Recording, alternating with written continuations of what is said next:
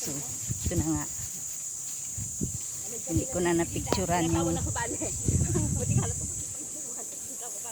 part 4 ang aming tatanim.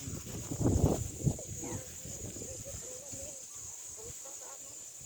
Saka last day. Picture lang. Picture lang. Naka 7-9. Lapos na abi. Ano ko no? Sari lang.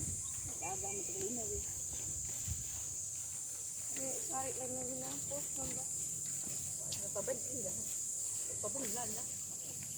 Di ba na kung saktan, hindi ka na sobrang hindi ka naman ito. Nasaktan din ay. Ano ang nimo sa ay ang duro ka na Ang ganda ng weather. Ang ganda ng weather dito. Ano pa lang alas 8.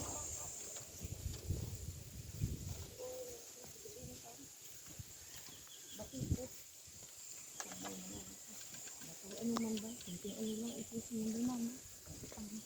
Ano gituog naman. Luog ka ganito naman. Luog ka sana sa kaluol. Sana makaano tayo na bago magpiesta para may panggastos tayo. Pang piesta. Wa gani panggasluwat man. Ang binhe. Ura gre. Yung panggas ka ba ni mo totang palusutin ag? Oh, sige. Ay naku, ang hirap.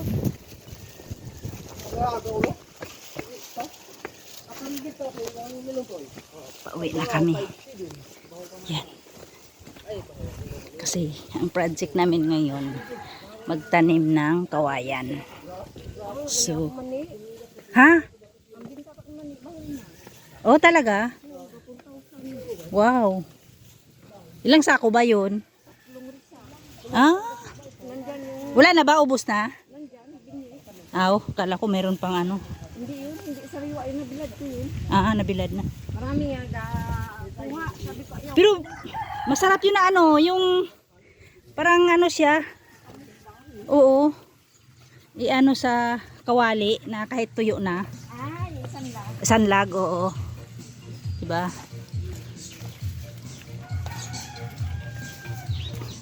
Hey! Tapos sa munisyon doon.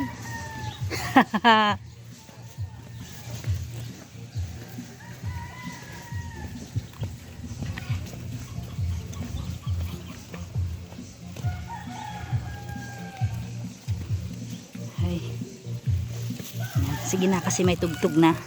Bye-bye na. Hanggang sa susunod na vlog. Bye-bye.